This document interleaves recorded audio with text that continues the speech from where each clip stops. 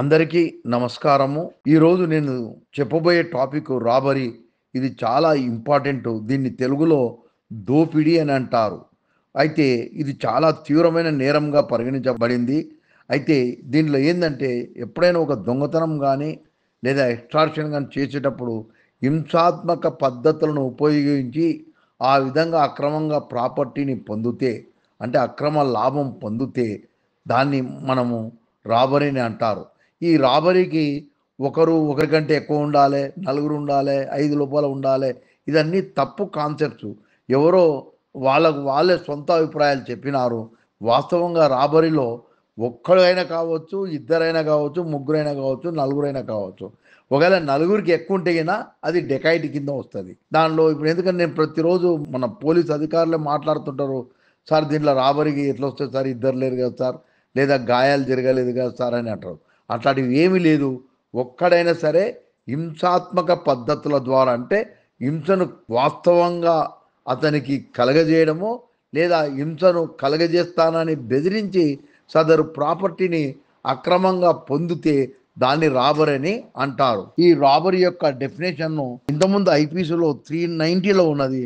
కానీ ఇప్పుడు మనకు భారతీయ న్యాయ సంహితలో సెక్షన్ 309లో సబ్సెక్షన్ 1, 2, 3 3 క్లాసెస్లో చెప్పబడింది రాబరీ. ఎందుకు ఇట్లా చెప్పబడిందంటే గిన రాబరీ అనేది ఎక్స్టార్షన్ మోడ్లో చేయొచ్చు, లేదా థెఫ్ట్ మోడ్లో చేయొచ్చు. అంటే ఈ రెండు పద్ధతుల్లో చేసేదాన్ని కూడా ఒక క్లాస్ పెట్టినారు. అది తర్వాత థెఫ్ట్ ఫామ్లో చేస్తే క్లాస్ 2, తర్వాత ఎక్స్టార్షన్ ఫామ్లో చేస్తే క్లాస్ 3 అనమాట. సో 309, 1, 2, 3లో చెప్పబడింది.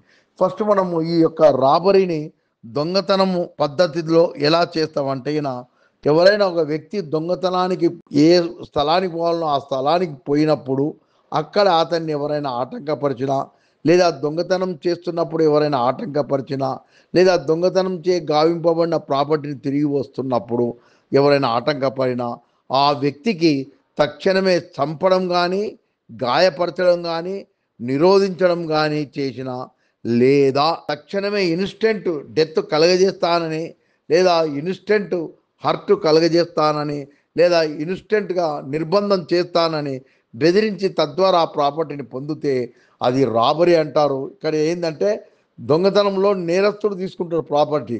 కనుక ఈ విధమైన హింసాత్మక పద్ధతులను అవలంబించి ఆ ప్రాపర్టీని అక్రమంగా పొందుతారు కనుక ఇది రాబరీ అని అంటారు. మనకు క్లాస్ 3లో రాబరీ అంటే ఎక్స్టార్షన్ ఫామ్లో చేసేదాన్ని రాబరీని ఎప్పుడు అంటారంటే దానిలో క్లియర్గా చెప్పబడింది.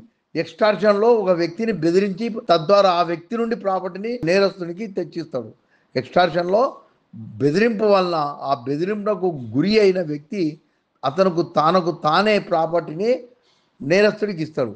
అయితే ఇక్కడ ఈ ఎక్స్టార్షన్ ఫామ్లో ఏం చేస్తారంటే ఫిజికల్ ప్రెజెన్స్లో ఉండి ఎవరితోనైతే ప్రాపర్టీ పొందాలనుకుంటున్నాడో ఆ వ్యక్తికి తక్షణమే చంపుతానని, లేదా ఆ వ్యక్తి తాలూకుకు సంబంధించిన వ్యక్తిని చంపుతానని, లేదా తక్షణమే గాయపరుస్తానని, లేదా తనకు సంబంధించిన వ్యక్తిని గాయపరుస్తున్నానని చెప్పి, లేదా అతనికి సంబంధించిన వ్యక్తిని నిర్బంధం చేస్తున్నానని బెదిరిస్తే ఆ బెదిరింపులకు గురైన వ్యక్తి, దట్ ఫెలో ఇండ్యూస్డ్, దానికి ప్రలోభానికి గురయ్యి అమ్మో ఏదో జరగబోతుందని చెప్పి తక్షణమే అతను కోరిన విధంగా ఆ ప్రాపర్టీని అతనికి అందజేస్తే దాన్ని ఏమంటారంటే రాబరీ అని అంటారు. అంటే ఇక్కడ హింసాత్మక పద్ధతుల ద్వారా ఈ యొక్క ఎక్స్టార్షన్ను గావించినాడు కనుక దీన్ని రాబరీ అని అంటారు.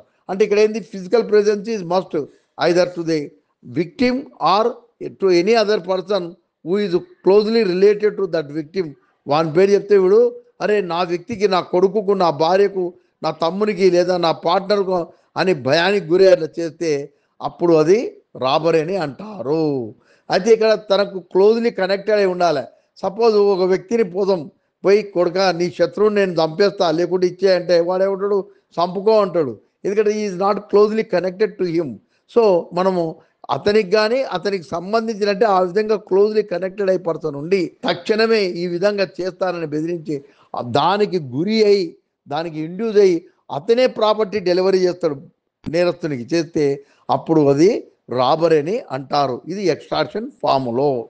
మనం ఇప్పుడు ఉదాహరణలు చెప్పుకుందాం.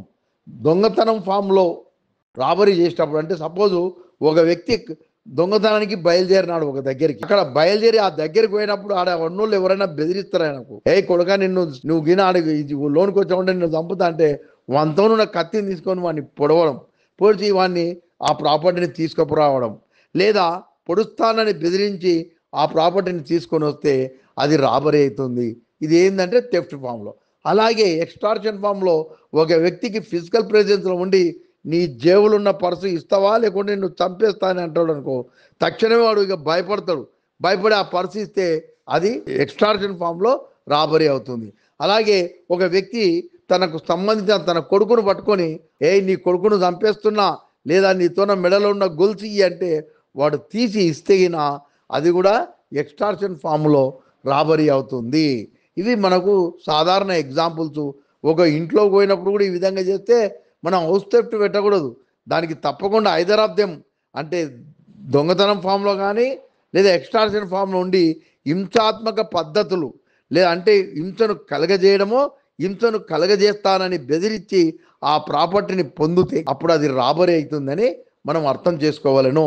కనుక ఇక్కడ ఎక్కువ మంది అవసరం లేదు. ఒక్కడున్నా వస్తుంది, ఇద్దరున్నా వస్తుంది, నలుగురున్నా వస్తుంది. ఒకవేళ నలుగురు కంటే ఎక్కువ ఉంటే అది డెకాయిట్కి కింద మారిపోతుంది. రాబరీ యొక్క డెఫినేషన్ను మనకు 390 ఐపీసీలో, తర్వాత భారతీయ న్యాయ సంహితలో 309 క్లాజెస్ 1 to 3లో చెప్పమండి. 309 క్లాజ్ 1లో రాబరీని ఎక్స్టార్షన్ ఫామ్, థెఫ్ట్ ఫామ్ లో చేయొచ్చని రెండు కలిపి చెప్పింది. 309 క్లాస్ 2లోనేమో రాబరీని థెఫ్ట్ ఫామ్ లో అని చెప్పబడింది. క్లాస్ 3లోనేమో రాబరీ ఎక్స్టార్షన్ ఫామ్ లోని చెప్పబడింది. దీని తర్వాత మనకు దీనికి రాబరీకి పనిష్మెంట్ సెక్షన్ 392 ఐపీసీలో ఉంది. దీంట్లో సెక్షన్ 309 క్లాసు 4లో చెప్పబడింది అన్నమాట. సో దీనికి శిక్ష ఎంత ఉందంటే, ఈ యొక్క రాబరీకి రెండు రకాల శిక్షలు ఉన్నాయి 392లోనే. అంటే మామూలుగా రాబరీలో చేస్తే దానికి 10 సంవత్సరముల జైలు శిక్ష ఉంది మరియు ఫైను.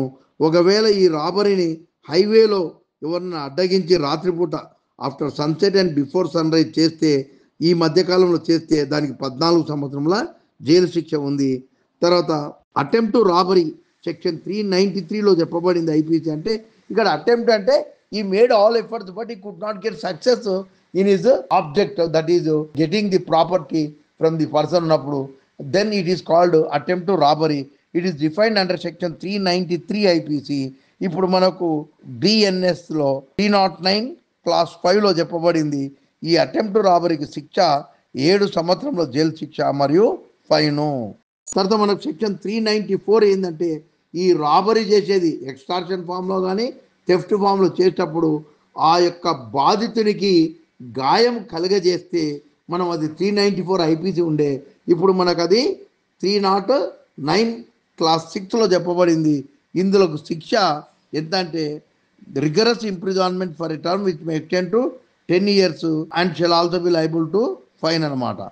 తర్వాత ఇంకా ఎక్కువ మొత్తంలో శిక్ష ఇంప్రిజన్మెంట్ ఫర్ లైఫ్ అనమాట. సో ఈ 394 ఐపీసీ లేదా 309 క్లాస్ 6లో ఈ యొక్క రాబరీ చేసేటప్పుడు ఇంజురీ కలిగజేస్తే దానికి శిక్ష జీవిత కారాగారము శిక్ష లేదా 10 సంవత్సరముల కఠిన కారాగార శిక్ష మరియు జరిమానా విధించబడును. రీసెంట్గా మనకు కుక్కట్పల్లిలో ఒక ఇన్సిడెంట్ జరిగింది. అందుట్లో ఏంటంటే, పక్కింటి బాలుడు పెంట్ హౌస్లో ఉన్న వారింట్లో కొత్త బ్యాట్ ఉన్నందుకు ఆ బ్యాట్ను దొంగలించుకోవాలని ఆ పెంట్ హౌస్లోకి పోయి, పక్కింట్లో ఉన్న పెంట్ హౌస్లోకి పోయి అక్కడ పోయి చూడగా తలుపులు దగ్గరికి మూసుకున్నాయి. దాన్ని మెల్లగా తలుపులు తెరిచి నక్కి నక్కి ఇంట్లోకి జొరి రహస్యంగా పోయి ఆ బ్యాట్ ఉన్న స్థలంలో బ్యాట్ తీసుకుని వస్తుంటే ఆ ఇంట్లో ఆల్రెడీ ఒక చిన్నపిల్ల ఉన్నది. అది గమనించలేదు. ఆ పాప బ్యాట్ తీసుకున్న వ్యక్తిని చూసి బ్యాట్ను గట్టిగా పట్టుకుంటే ఆ పాపను నెట్టేసి, ఈయన ఆల్రెడీ ప్రీ ప్లాన్ కనుక అతని జేబులో ఉన్న కత్తితో 18 పోట్లు పొడిచినాడు. గొంతు పైన పొట్ట పైన పొడిచి తన కార్యం నెరవేర్చుకున్నాడు. బ్యాట్ కావాలనుక బ్యాట్ తీసుకొని పోయినాడు. ఇక్కడ ఈ విధంగా ఇంట్లోకి నక్కి నక్కి డే టైంలో ఉన్నందుకు lurking out parts during the day time.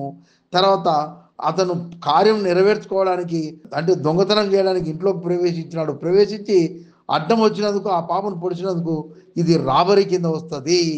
తర్వాత ఆ పాప చంపిండు కూడా కనుక అది 302 కూడా వస్తుంది.